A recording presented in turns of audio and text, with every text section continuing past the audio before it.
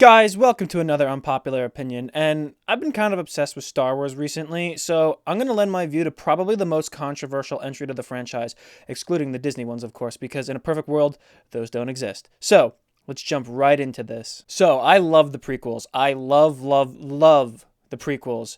They came out about when I was a kid, so I grew up with them. They're just huge parts of my childhood. I have great fond memories of watching all three of the prequel movies in theaters.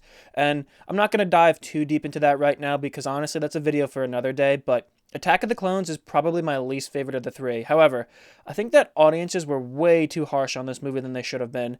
I mean, I don't hate this movie, far from it, but there are certain things that bother me about the film, and then there's things I straight up hate. So, Let's go a little bit more in depth. So Attack of the Clones is set 10 years after the events of Phantom Menace. Padme Amidala is the senator for her planet Naboo during a huge political crisis for the Republic. Thousands of planets led by former Jedi Count Dooku are leaving the Republic to form a separatist confederation, and the Jedi are overwhelmed due to their limited numbers. Many politicians plan to make a motion in the Senate to create an army for the Republic, Padme being one of them. However, she's being targeted for assassination by the separatists. Jedi Master Obi-Wan Kenobi is assigned to protect her by the Jedi Council. Eventually, Padme is forced to return to her home planet with Obi-Wan's apprentice Anakin Skywalker, while he tries to figure out who's responsible for these attacks on her life. So first off, I think the whole political crisis and the separatist movement aspect of the plot is really cool. A lot of fans pan the prequels for involving too much politics and bureaucrats, but I disagree. I was always fascinated with that. I've always been interested in politics and political discussions, and they can be very fun, but also very dangerous.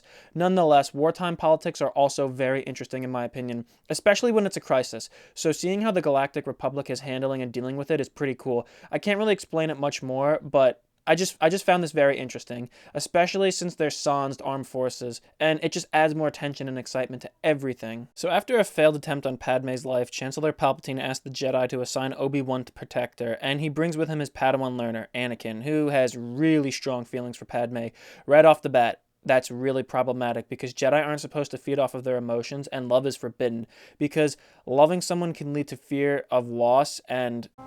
Fear is the path to the dark side. Fear leads to anger. Anger leads to hate. Hate leads to suffering. We see Anakin struggling with his internal feelings and with his insecurities, and the dynamic between master and apprentice. They both disagree with the purpose of their assignment, and it causes some friction, but along the way, Padme's life is threatened again. And during the chase, they catch the would-be killer. Before she has a chance to spill the beans on who hired her, she's killed by... Toxic dart. Obi-Wan is tasked with tracing the origin of this dart and the bounty hunter who fired it, while Anakin has to bring Padme home to Naboo to keep her under his watch at all times. Obi-Wan goes on his journey, and along the way, he learns the dart is from the planet Kamino, and the inhabitants of the planet are cloners.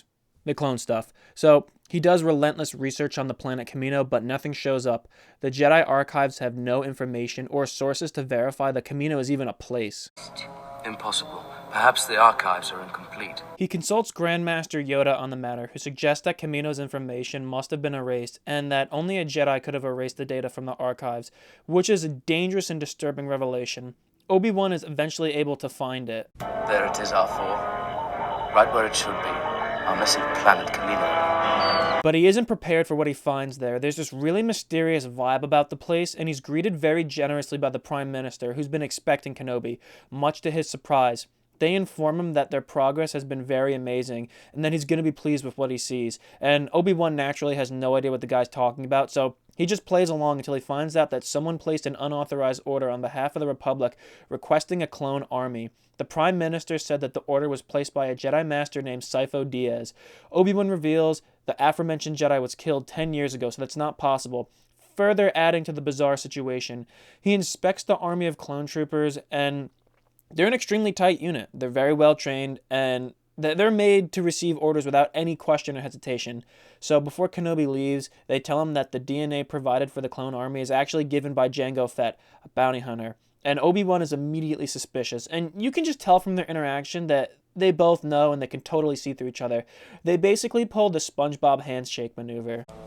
Your clones are very impressive. You must be very proud. I'm just a simple man trying to make my way in the universe. He's nothing but a lying, boneless, ink-squirting, big-nosed phony. Look at that buck-toothed, corn-fed smile. You can't trust him as far as you can throw him. As Soon as he stops shaking my hand, I'm gonna make a run for it. So anyway, Fett says he was hired by some man named Tyrannus. So when our favorite Jedi Master reports back that he's instructed to capture the bounty hunter alive and bring him in for questioning, he goes and him and Jango have a fight, but he's unable to capture him and he flies to Geonosis. Obi-Wan tracks him down, which leads him to the Separatist headquarters, and he runs into Count Dooku. And he sends an emergency message, but is caught. As all this is happening, Anakin is hanging out with Padme at her home, and their feelings for each other kind of spill out of control. Anakin is going really crazy, not being able to control his feelings, and they end up smooching, which makes him feel worse and more confused. Then he has visions of his mother dying and suffering, so he abandons his duties, and he goes to his home planet of Tatooine, but Padme agrees to go with him. He finds out that his mother, who used to be a slave, was sold to a person called Lars, and he freed her so he could marry her, only to find out that she was taken by the Sand People. He meets his stepbrother and his father, and stays with them, but, they tell him they're unable to find her, and that she's probably dead with the Sand People, but he tracks them down, he finds her, and he's too late. His mother dies, and he snaps. He goes into a rage and slaughters the entire camp of Sand People. You see him tormented by what he did and how his rage and insecurities are really getting out of hand. And this is when Anakin gets Obi-Wan's distress signal and Padme convinces him to help. They go to Geonosis to try to save Obi-Wan, but they're caught, and they're all sentenced to die, and they're brought to this arena Coliseum place so they can be slain by huge monsters in front of a whole crowd. Before Anakin and Padme are brought out, they both confess their love for each other. The trio manages to escape their chains, but it's futile. They're surrounded. They're not going anywhere. Until Mace Windu stops by with dozens of Jedi and they have a massive battle. And then they're saved by Master Yoda, who commands the clone army. And this results in a huge military operation where the Separatist droid army and the clones go at it, and the fight for Geonosis is on. During the battle, they see Count Dooku and they chase him to his hangar and they have a fight, resulting in Obi-Wan being hurt, Anakin losing an arm. Yoda shows up, but in the end, Count Dooku escapes and the Clone Wars begins. And the film ends with Anakin secretly getting married to Padme. Now, after all that explaining, let's get into the actual review. Like I said earlier, there's a lot of things I love about this movie, and then there's some things I hate about it. Things that I loved. I love seeing the dynamic between Obi-Wan and young Anakin. I thought that was done very well. Some people tend to disagree, but I think that the movie did a pretty good job with that. In the movie, they're obviously very close, but then, again, there's also a lot of obvious animosity between them, which makes sense if you think about it, because let's jump back to the beginning of their relationship. Obi-Wan was granted permission to train Anakin very shortly after his own master died at the hands of the Sith. Qui-Gon even said that Obi-Wan Kenobi still had much to learn about the Force. So, given that he was thrusted into this huge responsibility before he was ready for it, obviously he was going to have some issues along the way. I like to think of this as being a teen father. You're a father, but you still have a lot of growing up to do yourself. And since Qui-Gon is gone, Kenobi really doesn't have as much guidance as he should, and he doesn't have his old master to turn to if he needed help. And Anakin, from his point of view, he's been told that he's the chosen one. He's the Jedi who will bring balance to the Force and destroy the Sith. And he's supposed to be this all-powerful Jedi, and his midi-chlorian count is highest of any Jedi.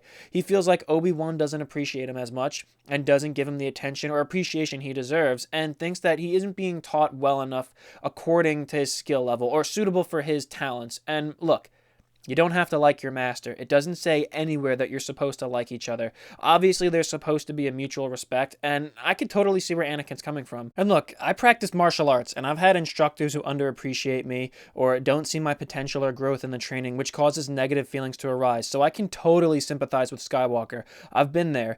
Obi-Wan wasn't ready to be an instructor, and sometimes he did things that he probably shouldn't have done. For example, when Anakin disagreed about the nature of their mission to protect Padme, Obi-Wan talked down to him and embarrassed him in front of everybody. And you could see it in the room. Everyone's kind of just like, oh, this is really awkward. And albeit Anakin was giving back talk and being a little disrespectful, but Obi-Wan didn't handle that very well.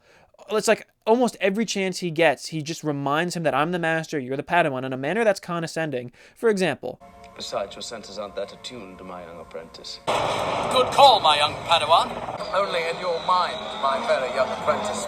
We will not exceed our mandate, my young Padawan learner. And look, I'm not sure how the Master usually addresses their student, but in the first movie when Kenobi was the Padawan, Qui-Gon Jinn wasn't laying it on that thick. So the tension between the two is definitely palpable, and it's not in an unrealistic sort of way.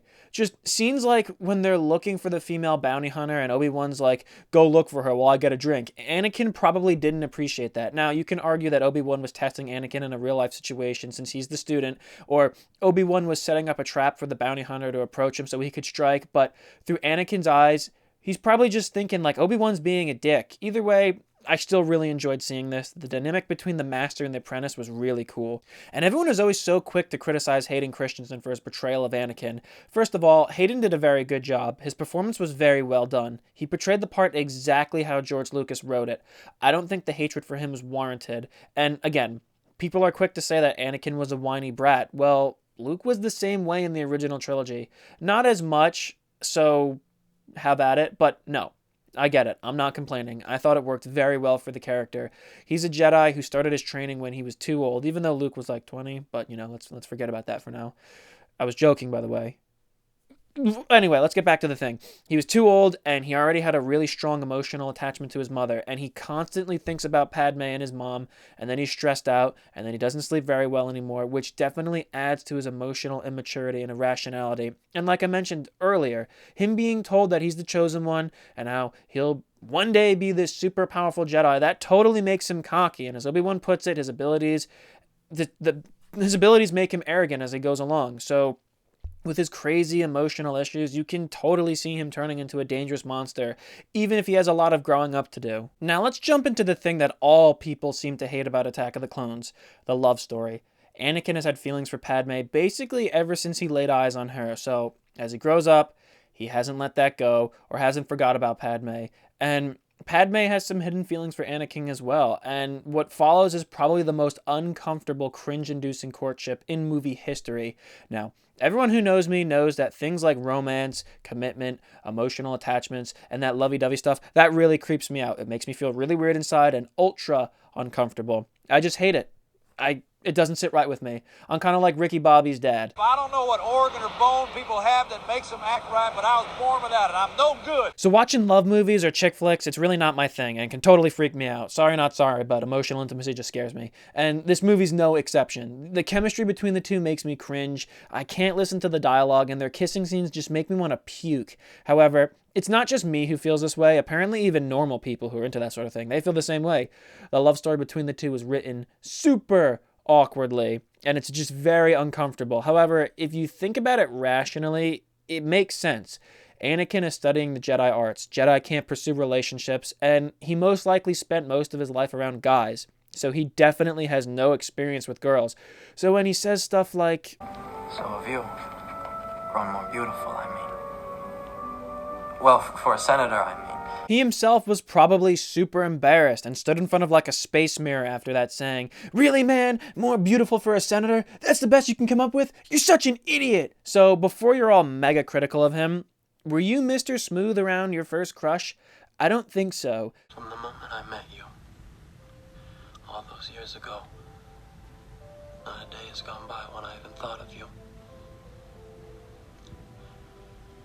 And now that I'm with you again, I'm in agony.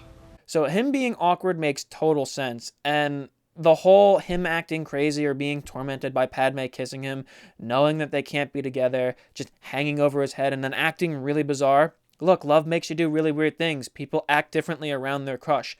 We've all been there. I get it. Love makes people crazy, so this isn't out of place. And the forbidden romance aspect, it just makes it much more tense and real. This kind of reminds me of like when you have a crush on a girl and she's already in a relationship, but she knows you like her and she wants you to, and you just can't, which makes the two lovers act more crazy. Like I said, the dynamic, it wasn't perfect, but they do have believable chemistry, at least in my eyes, because like I said, crushes make us do really weird things. Another thing that I thought was great about this movie was Jango Fett. Jango Fett is literally everything that people claim Boba Fett from the original trilogy was. Jango's this really badass bounty hunter who kicks a lot of ass and killed a Jedi. He uses his jetpack, which is awesome, and those rocket things that he shoots out, that was just so cool. And his part in the story makes sense because if you're going to build a clone army, you might as well use the DNA of a badass. And his fight with Obi-Wan was awesome. I love how it's like on an elevated platform of this mysterious planet, and then him and Obi-Wan are just going at it. Like, we don't typically see that in Star Wars movies. It's usually either gunfights or sword fights, but straight up fisticuffs, that was awesome to see. However, if Obi-Wan wasn't trying to capture Fett alive and bring him back for questioning, he wouldn't have got a shot in, and he probably would have been dead within like 1 second into the fight, and his son wouldn't have been able to squeeze off those rounds. But either way, Obi-Wan kicks his ass, and then the space chase, when that happens, that was equally cool, and I loved that. And the action in this movie was really great. It did lack in quantity of action sequences, and the quality of action sequences that we did get in the movie didn't really make up for the ones we missed out on, but like I mentioned, great action. The Jango Fett fight, awesome. Then the conveyor belt action fight, like in the factory, that was so cool because Anakin's still a Padawan, and it's really cool to see him in a real-life combat situation, knowing that he isn't fully trained, and it was great excitement. It was also at a point in the film where we hadn't seen any action for a while, so it definitely came at an appropriate time. And I know a lot of people say it's out of place and tacky. I disagree. Seeing a Jedi boyfriend and girlfriend fight side by side, it was great fun. And everyone can agree, even if you hate the movie, everyone can agree that the Colosseum battle was epic. We've never totally seen Jedi completely just battle, like a mass Jedi army battling. It was great. All the Jedi Mace Windu could muster at such a short notice. They jump into the stadium and they duke it out with the droids in the greatest way possible. And that scene where Master Kenobi and Master Windu were fighting side by side, back to back, covering each other's sixes, oh my god. That was amazing. And then it led to the clones doing battle with the droid army and saving the day. The clones were awesome. And the battle for Geonosis was the greatest. Period. A great battle, an amazing sequence, and the clones are way cooler than stormtroopers, honestly. When the Prime Minister of Kamino said that they're a well-trained and very elite unit, he wasn't kidding. They cleaned up, so I ate that up. It was one of the best fights in Star Wars. And last, but certainly not least, Count Dooku. Dooku, aka Darth Tyrannus, is my favorite Star Wars villain. Count Dooku, portrayed by Christopher Lee, was pure villainy power. And what makes a good villain? Well, I'll let Megamind inform you of that. Oh, you're a villain, all right. Just not a super one. Yeah? What's the difference? Presentation! That statement couldn't be more true. Sometimes the villainous acts committed by the antagonist don't really make them as popular as they are. It's how they're presented, and it's their aura. For example, Dr. Hannibal Lecter. He only kills one person on screen in Silence of the Lambs, yet he's remembered as villain gold. Why is that? Because his presence and his presentation were unmatchable. And I think Dooku's elegance and his grace, mixed with his dastardly acts, make him a great villain. He really embodies the medieval Renaissance villain, like the Sheriff of Nottingham or Macbeth. He lives up to his title of the Count. He's dressed like an evil lord from the Renaissance, and his lightsaber style was that of a rapier, not a katana. And in Star Wars, that's a huge standout. Not to mention, he's a super powerful Sith Lord, and his lightsaber handle is so cool and unique. And he really has a great voice. If I heard his voice saying something like this, surrender, and your lives will be spared. It may be difficult to secure your release. Brave, but foolish, my old Jedi friend. You're impossibly outnumbered. Then, I'm sorry, old friend. I would be terrified.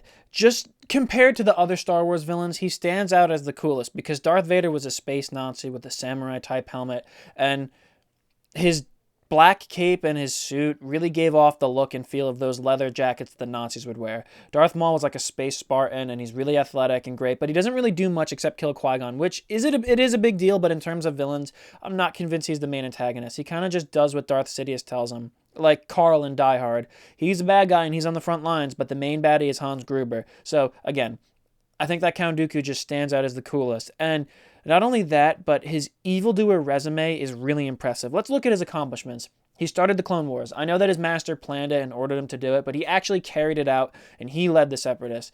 The arena battle, and he did that. He had all those Jedi killed. That was all him. And in one day, he beat 2 Jedi Masters in a lightsaber fight and a Padawan. So he really is a great villain. And like when I was a kid and me and my friends used to play Star Wars like in the backyard, because every kid did this. Like don't try to deny you didn't do this. When we would play Star Wars in the backyard, we always thought the Clone Wars was much cooler than the Galactic Civil War. And so the main, like, Sith Lord baddie who you'd fight in the Clone Wars was Count Dooku, so it would always be fun to pretend to be fighting Count Dooku as a kid. I just love Count Dooku. I know a lot of people are going to disagree with that, and I know he doesn't have that much screen time, but I just loved Count Dooku. So now let's talk about the things I don't like about the film. Firstly, I really didn't like how the Jedi in this movie didn't use the full extent of their power in combat. For example, when Obi-Wan escaped his chains and he's fighting against that giant lobster monster, he's like ducking and rolling around, lollygagging, when he could have just used the Force to just pick that thing up and launch it into the crowd, or like lift it up and slammed it down a bunch of times. It was kind of cool seeing him fight with that spear, but he's a Jedi Master. He should have used the Force to throw that thing. And what really bothered me was how many Jedi Knights were killed in that battle. Obviously, not all of them were going to survive, but too many of them were taken out by the droids. And, like, they're superhuman and elite warriors.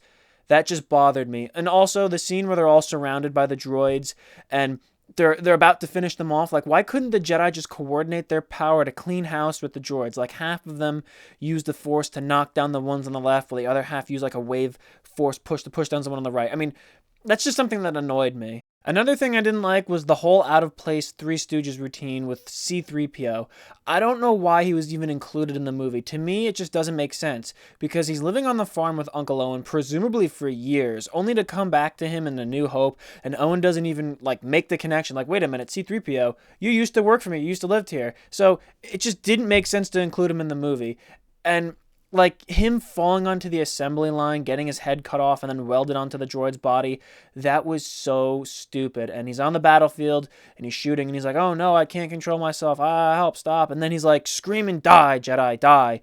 That was just so juvenile. And his lame puns when R2 is trying to fix him, They could have and just should have left that out of the movie. Lastly, Attack of the Clones features one of my least favorite lightsaber fights in all of Star Wars. Forget about what I said, how Dooku won the fight and it was just great for his character. The fight in and of itself was awful. It had nothing to do with the plot, and its sole purpose for being in the movie was just so there could be a lightsaber fight. Which, don't get me wrong, I'm glad we got a lightsaber duel, but having a fight with no sustenance or relevance to the plot just sucked, because every lightsaber duel at the climax of the movies meant something to the story. Look at Obi-Wan versus Vader in A New Hope. This was the turning point in Luke's life, where Obi-Wan sacrifices himself so Luke can learn about the ways of the Force. Then Luke versus Vader in the Cloud City. He finally meets Vader and he finds out, like, hey, I'm Vader's son. In Return of the Jedi, this doesn't necessarily happen as a result of the lightsaber fight, but it does usher into Luke refusing to turn to the dark side after beating Vader in a lightsaber fight, and the Emperor torturing Luke, and Vader redeeming himself by killing Palpatine, fulfilling his destiny as the Chosen One. And then in The Phantom Menace, Qui-Gon dies fighting Darth Maul in a lightsaber fight, which leads to Obi-Wan killing him and then being promoted to Jedi Knight, then given permission to train Anakin. And in Revenge of the Sith, Obi-Wan and Anakin's fight, it causes the physical disfigurement, and it marked the metaphorical death of Anakin and the birth of Darth Vader. The closest thing I can think of to how this fight was relevant to the Star Wars plot is Anakin loses his arm, which really doesn't weigh much on the story. So the fight happens right after the arena battle, and Anakin and Obi-Wan's gunship spots Dooku, and the pilot says, we've run out of rockets, so we can't shoot him down. But then there's a laser cannon in the front, so like, why not use that? Otherwise we can't have this fight. Duh. So Obi-Wan and Anakin make it to this hangar where Dooku is just about, he's kind of making his getaway. He's just standing there. And then the fight happens. Obi-Wan does his usual strategist thing where he's planning their approach, and Anakin, being a hothead, just charges Dooku, and then Dooku bitches him and tosses him across the room like it's nothing, and I secretly really love that, to be honest. So now it's Obi-Wan facing down Dooku alone. Cool dialogue is exchanged, and I'm thinking, wow, this might actually be a cool fight after all. Obi-Wan goes for the attack, and they tap blades a few times, then disengage, and I thought, what the hell was that? Even Dooku was all like, I expected better of a fight from you, Obi-Wan. So he goes back in, and their blades cross like twice, and then, again, Obi-Wan disengages, and after a really, short blade lock, they're just staring each other down. Boom, bang, the fight is over. Dooku taps Obi-Wan on the arm, then he taps him in the leg with his lightsaber, and that's that. And I'm thinking, you've got to be kidding me. Basically, 30 seconds of lame swordplay is all you can last, Kenobi. Dooku's about to finish him off. Anakin jumps in, and then they battle. Kenobi tosses Anakin his lightsaber. Now he's got two, but then I'm already so disinterested in this fight that when Anakin has his two lightsabers, I can't help but think even George Lucas thought that this fight is so boring, so let's pick up the pace and have Anakin fight with two lightsabers. And now I think, well, you're trying too hard, Lucas. But anyway, Dooku quickly destroys one of the sabers, Anakin backs off, and they start swinging their blades in the dark. And it's boring, it's stupid, and not well done at all. And just when the pace starts to pick up and the choreography gets interesting, Dooku lops off Anakin's arm and sends him flying across the room again. And the whole time while Anakin was fighting Dooku, I just kept screaming inside, "Get up, Obi-Wan, get up and fight."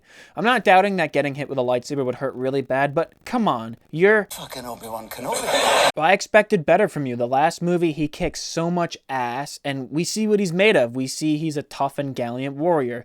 He didn't even put up anything close to a fight in this movie. You're a Jedi Master. All you do is train and study combat, so he should have gotten up and kept fighting. I was really disappointed in that. Like, you can argue he was fighting all day, he was exhausted from the battle in the arena, but I'm not buying it because he had plenty of time to rest and recover on the plane ride over. And I'm not mad that my favorite character lost. I'm just mad that the fight he put up wasn't worthy of the character. It would be like the final fight in Rocky 3. Like, if the climax of the fight was the fight where Rocky gets knocked out by Clubber Lang in the second round or something, and that be the ending battle. Not like in Rocky where he goes the distance with Creed losing, but he loses with the knowledge that he gave it his all and he gave his foe a run for the money. That was what I was expecting. That would be so much better. Even Dooku himself was upset after easily defeating the two. He just sighs with disappointment. He probably thought, I finally get my lightsaber fight, and this is what it is. This is what I get. It's lame. I expected better. So the really underwhelming fight ends, and then Yoda stumbles in, and Dooku's like, oh, hey, what's up? And my thoughts are to seeing this, like, what's Yoda going to do? He can barely stand. Then Dooku uses his power to throw heavy objects at Yoda, and Yoda catches them and just gently places them down. And every time I see this fight, I always say, dude, just throw those things back at Dooku. And Yoda's like, you've become very powerful, Dooku, but he only threw like 3 things at them, and it wasn't very impressive. Like, of all the display of force abilities they could have done, the thing that we actually see was super lame. Then Dooku shoots his lightning at Yoda, and then Yoda blocks it, and he sends it back, which that was really cool.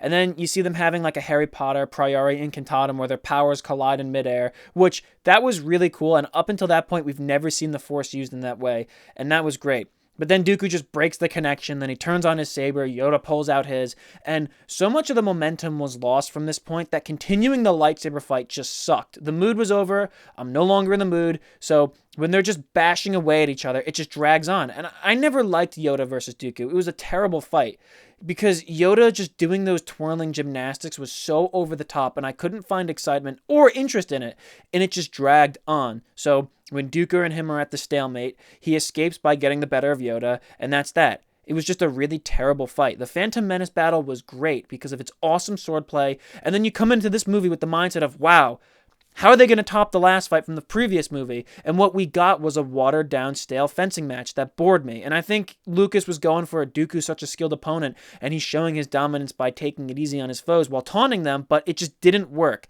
So in the end, the battle sucked. Overall, guys, those are the strengths and the weaknesses of Attack of the Clones. It was a good movie, and it had a lot going for it. It also had some shortcomings, but they can be forgiven, because in the end, I really did enjoy the movie. It's unfortunate that others hate this film, and I think that fans were too critical and hard on it, but in the end, I still have a special place in my heart for Star Wars Episode 2 Attack of the Clones. So guys, I hope you liked this video. I know there's some things I missed, and feel free to comment those and your thoughts below. And if you think I'm wrong, well, cool, this is just my take. Feel free to make your own video. Anyway, friends, like and subscribe, and I'll see you in the next Unpopular Opinion.